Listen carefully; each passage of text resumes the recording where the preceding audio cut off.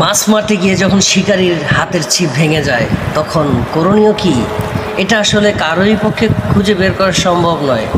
তারপরও শিকারীর কলা কৌশল দিয়ে মাছটিকে নিয়ন্ত্রণ করতে হয়। দেখুন, একটি ছিপ ভেঙে 3টি খণ্ড হয়ে গেছে, তারপরও মাছটি ছাড়ার কোনো চিন্তা নেই। ওই মাছটাকে ল্যান্ড করার জন্য চেষ্টায় ব্যস্ত হয়ে পড়েছে। অনেক চেষ্টা করতেছে, অনেক জোর খাটাচ্ছে মাছটি, কিন্তু এখন পর্যন্ত মাছটিকে পাড়ে ভিড়াতে পারলেন না। শেষ পর্যন্ত পারবে কি না তাও জানি না। অনেক চেষ্টা করতেছে মাছটিকে পাড়ে ভিড়ানোর জন্য, কিন্তু কোনোভাবেই সম্ভব হয়ে উঠছে না। তারপরে সম্ভব হতো যদি ছিপটি ভেঙে না যেত। অনেক চেষ্টা করতেছে, অনেক শক্তিও করতেছে মাছটি, কিন্তু আসলে কোনোভাবেই সম্ভব হয়ে পারতেছে না।